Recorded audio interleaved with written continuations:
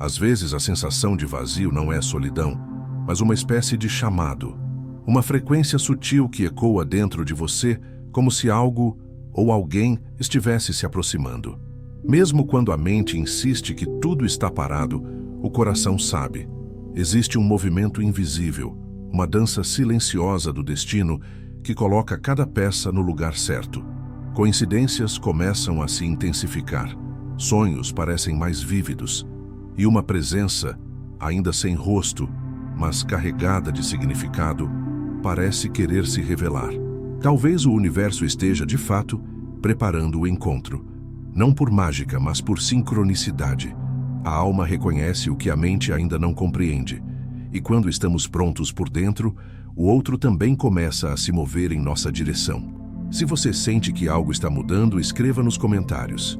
Eu confio no tempo da minha alma. Na psicologia analítica de Carl Jung, o conceito de alma gêmea não é tratado como uma crença romântica idealizada, mas como um reflexo profundo do processo de individuação. O caminho interior em direção à totalidade. Quando sentimos que alguém nos completa, muitas vezes estamos, na verdade, projetando aspectos inconscientes de nós mesmos nessa pessoa. Esse é o ponto de partida para compreender como o universo, simbolicamente, pode estar movendo forças invisíveis para nos aproximar de quem ressoa com nossa essência mais profunda. Jung ensinou que todos carregamos dentro de nós uma polaridade, o ânima no homem e o ânimos na mulher. Essas imagens do inconsciente coletivo representam o aspecto feminino no homem e o masculino na mulher, e seu processo de integração é essencial para o amadurecimento da psique. Quando há equilíbrio entre esses polos internos, estamos mais aptos a reconhecer uma alma que vibra na mesma frequência. A sombra, por sua vez, é tudo aquilo que negamos em nós mesmos. Se não a conhecemos, ela tende a se manifestar nos relacionamentos, especialmente nos afetivos, criando conflitos, dependência emocional ou idealizações. Integrar a sombra é um ato de amor próprio e abre caminho para que o encontro com o outro não seja uma fuga, mas uma expansão. Jung também falava de sincronicidades, coincidências cheias de sentido. Esses momentos sinalizam que o inconsciente está alinhado com forças maiores, como se o universo, de fato, estivesse colaborando com o nosso despertar. Assim, o reencontro com a alma gêmea não é uma busca desesperada no mundo externo, mas um reflexo da jornada de autoconhecimento. Quando estamos mais inteiros, o outro deixa de ser uma necessidade e passa a ser um espelho. E então, ele se aproxima.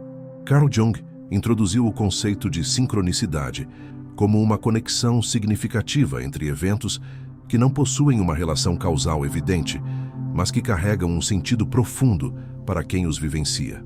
No contexto do amor e do reencontro de almas, a sincronicidade se apresenta como o fio invisível que costura o tecido do destino. Ela não cria o encontro, mas revela que o momento certo já está sendo tecido nos bastidores da existência e que forças maiores parecem agir com propósito. Quando duas pessoas estão destinadas a se encontrar, não é raro que eventos improváveis comecem a ocorrer. Caminhos que antes pareciam distantes começam a se cruzar. Lugares improváveis tornam-se pontos de conexão e mensagens simbólicas. Sonhos, encontros com nomes repetidos, números, músicas, passam a surgir com frequência crescente. A sincronicidade age como uma linguagem da alma, informando que há algo maior em movimento, algo que não pode ser controlado, mas que pode ser sentido. No entanto, esse tipo de experiência só se revela plenamente quando a pessoa está conectada consigo mesma. Quem vive desconectado de sua própria interioridade tende a interpretar esses sinais como coincidências banais ou a ignorá-los por completo. Mas aqueles que estão em processo de individuação, ou seja, se tornando mais conscientes de quem realmente são, desenvolvem uma percepção mais aguçada para esses pequenos milagres diários. Começam a perceber que o universo não fala em palavras, mas em símbolos e eventos carregados de sentido. A alma gêmea, nesse contexto, não é alguém perfeito que vem completar o outro. Ela é, muitas vezes, alguém que carrega as mesmas perguntas, as mesmas dores essenciais, o mesmo impulso de despertar. O universo, então, se torna um intermediário silencioso, ajustando encontros, criando pontes, dissolvendo resistências. As sincronicidades aparecem como ecos internos refletidos no mundo externo, como se o inconsciente coletivo estivesse conspirando para realizar esse encontro, porque esse reencontro favorece o amadurecimento psíquico de ambos. Muitos relatam que, antes de conhecer alguém muito significativo, passaram por uma sequência de eventos que pareciam estar os preparando. Mudanças internas, rupturas, redirecionamentos, súbitos impulsos para visitar lugares ou mudar rotinas. Tudo isso pode ser parte de um arranjo simbólico que antecede um encontro transformador. Nessas situações, não se trata de forçar o destino, mas de perceber os sinais e seguir com confiança o fluxo que se apresenta. É importante lembrar que a sincronicidade não garante conforto. Muitas vezes, ela nos empurra para situações que parecem incômodas, mas que são necessárias para o despertar. O encontro com a alma gêmea pode ocorrer em um momento de crise, de perda, de transição, justamente porque esses períodos abrem fissuras no ego, permitindo que o self, o centro organizador da psique segundo Jung, emerja com mais força. É nesse espaço interno mais vulnerável que a presença do outro pode ser sentida com mais nitidez. Portanto, perceber a sincronicidade exige sensibilidade e entrega. Não se trata de esperar sinais milagrosos, mas de estar presente para o que se apresenta. É confiar que, quando estamos verdadeiramente alinhados com quem somos, tudo o que é essencial começa a se mover em nossa direção. As barreiras caem, os atrasos deixam de importar e o tempo deixa de ser linear, porque quando o encontro é verdadeiro, ele não chega antes e nem depois. Chega quando a alma está pronta. Se o universo está de fato movendo coisas agora, isso não acontece fora de você. A mudança começa dentro, no silêncio da escuta, na coragem de seguir os impulsos da alma, na abertura para o invisível. A sincronicidade é a forma como a vida sussurra que você está no caminho certo.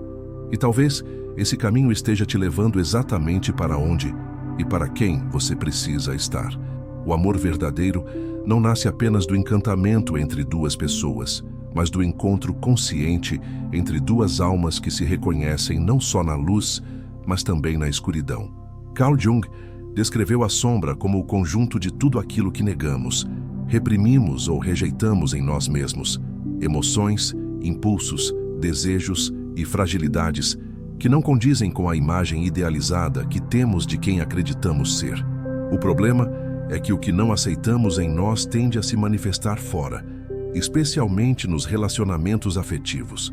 E é aí que a sombra ganha força, atuando como uma presença invisível que sabota, atrai o que precisamos enfrentar e projeta no outro o que nos recusamos a ver. A integração da sombra é um dos pilares do processo de individuação, pois ela nos obriga a olhar para dentro com coragem e humildade. Ao fazer isso, deixamos de buscar no outro uma salvação emocional ou uma compensação para nossas carências. Passamos a nos relacionar não a partir da falta, mas a partir da inteireza. Esse movimento interno é essencial para que o encontro com uma alma verdadeira aconteça de forma madura, livre de idealizações, dependência ou medo. Nos relacionamentos, a sombra costuma se manifestar de maneira sutil. Ela aparece quando somos tomados por ciúmes irracionais, quando nos sentimos ameaçados pela liberdade do outro, quando projetamos no parceiro expectativas irreais ou quando exigimos do outro aquilo que não conseguimos oferecer a nós mesmos. Muitas vezes, culpamos o outro por sentimentos que, na verdade, são ecos da nossa própria fragmentação. Isso cria um ciclo de frustração e afastamento, impedindo a conexão profunda que tanto buscamos. Integrar a sombra, porém, não significa se livrar dela, mas acolhê-la. É reconhecer que a raiva, o medo, a inveja, a insegurança fazem parte da experiência humana e que esses sentimentos podem ser transformados em potência quando olhados com verdade. Ao assumir nossa sombra, deixamos de projetá-la no outro. E isso muda completamente a forma como nos relacionamos. Passamos a ver o outro como ele é, e não como queremos que ele seja. permitimos que ele exista em sua totalidade, sem a pressão de atender às nossas expectativas inconscientes. Essa integração não é um processo linear, tampouco confortável. Ela exige enfrentamento, silêncio, terapia, introspecção e disposição para olhar para o que dói. Mas à medida que avançamos nesse caminho, tornamo-nos mais disponíveis para o amor real, aquele que não busca perfeição, mas verdade. E é nesse solo fértil, cultivado com sinceridade interna, que a alma gêmea encontra espaço para florescer, porque ela não está procurando uma alma perfeita, mas uma alma desperta. A sombra também nos ensina sobre limites. Ao conhecer nossas vulnerabilidades, aprendemos a dizer não, a perceber padrões repetitivos, a evitar relações destrutivas que apenas reforçam nossas feridas. Isso nos afasta das ilusões e nos aproxima de conexões mais genuínas, onde há espaço para o crescimento mútuo. Jung dizia que aquilo que não enfrentamos em nós mesmos, encontramos como destino. Ou seja, enquanto não olhamos para dentro, o mundo lá fora continuará nos espelhando aquilo que evitamos. E no amor, isso é especialmente verdadeiro. O encontro com a alma gêmea, portanto, não é apenas um presente do universo, é também uma consequência direta do nosso compromisso com a verdade interior. À medida que iluminamos nossas sombras, deixamos de atrair relações baseadas em carência, controle ou idealização e passamos a vibrar numa frequência onde o amor se torna um campo de expansão e não de sobrevivência emocional. Quando nos tornamos conscientes da nossa escuridão, ela deixa de governar nossos atos e sentimentos. E isso nos torna mais livres para amar, porque não esperamos mais que o outro nos cure ou nos preencha. Estamos ali por escolha, por sintonia, por reconhecimento de alma. A sombra deixa de ser uma prisão e se torna uma ponte. E é atravessando essa ponte que encontramos não só o outro, mas a nós mesmos, em uma versão mais inteira, mais honesta e, por isso mesmo, mais pronta para o amor que realmente transforma. Na psicologia analítica de Carl Jung, os arquétipos do ânima e do ânimos representam, respectivamente, o feminino na psique do homem e o masculino na psique da mulher. Essas figuras não são apenas simbólicas, mas funcionam como pontes entre o consciente e o inconsciente, influenciando profundamente a forma como nos relacionamos, especialmente em vínculos afetivos. Quando esses arquétipos estão desequilibrados ou inconscientes, tendemos a projetá-los no outro, o que gera idealizações, frustrações e relações baseadas na carência e na fantasia. Por outro lado, quando há equilíbrio e integração dessas energias internas, os relacionamentos se tornam mais verdadeiros, maduros e libertadores. A ânima, como arquétipo do feminino na psique masculina, traz qualidades como intuição, sensibilidade, criatividade, empatia e conexão emocional. Quando um homem não desenvolve sua ânima internamente, ele tende a buscar essas qualidades fora de si, projetando-as em uma mulher idealizada que supostamente virá completá-lo. Essa mulher se torna o receptáculo de tudo aquilo que ele reprime ou não reconhece dentro de si. O resultado é uma relação marcada por expectativas irreais, dependência emocional ou desilusão, pois a pessoa real nunca corresponde ao arquétipo projetado. O animus, por sua vez, é o arquétipo do masculino na psique feminina. Representa qualidades como racionalidade, foco, assertividade, firmeza e capacidade de ação. Quando uma mulher não integra seu animus, ela pode projetá-lo em figuras masculinas que pareçam fortes, determinados ou salvadores, esperando que o outro traga estrutura, direção e sentido à sua vida. Isso cria uma relação assimétrica, onde o poder é transferido ao outro e a própria autonomia emocional e existencial fica comprometida. Tanto ânima quanto ânimos, quando vividos inconscientemente, limitam a liberdade interior e aprisionam a pessoa em padrões afetivos repetitivos. Mas à medida que esses arquétipos vão sendo reconhecidos e integrados, ocorre uma revolução interna. O homem passa a acessar sua sensibilidade sem se sentir fraco por isso. Ele se conecta com o mundo emocional e criativo de maneira profunda, tornando-se mais empático, receptivo e inteiro. A mulher, por sua vez, ativa sua força interior, sua clareza mental e sua capacidade de ação, sem abrir mão da sensibilidade. Ela se torna protagonista de si mesma e não mais dependente de uma figura masculina que venha definir seu valor. Esse equilíbrio entre os polos internos permite que o encontro com o outro aconteça não por necessidade, mas por afinidade. Em vez de buscar no outro a metade que falta, a pessoa passa a reconhecer o outro como um espelho da totalidade que já está sendo construída internamente. Esse tipo de relação não é baseada em carência, mas em comunhão. Não há exigência, mas compartilhamento. O amor deixa de ser um campo de batalha entre projeções e expectativas e se transforma em um espaço de crescimento e profundidade. O desenvolvimento da ânima e do ânimos também traz lucidez para perceber que o outro não é responsável pela nossa realização. Cada parceiro carrega sua própria jornada, seus próprios fantasmas, suas luzes e sombras. Quando estamos em contato com nossos arquétipos internos, deixamos de terceirizar nossa felicidade e assumimos a responsabilidade pelo que sentimos e pelo que buscamos. Isso não significa se tornar autossuficiente no sentido frio da palavra, mas compreender que o amor verdadeiro só pode nascer entre dois seres que caminham lado a lado, e não um sustentando o outro. É nesse ponto que o reencontro entre almas se torna possível. Não porque o universo manda alguém para nos completar, mas porque passamos a vibrar em uma frequência que atrai aqueles que também estão trilhando o caminho da integração. As conexões passam a ser mais conscientes, mais simbólicas, mais profundas. A presença do outro deixa de ser um preenchimento e passa a ser uma celebração da própria inteireza. Quando ânima e ânimos dançam em harmonia dentro de nós, o amor deixa de ser uma busca e se torna um reconhecimento.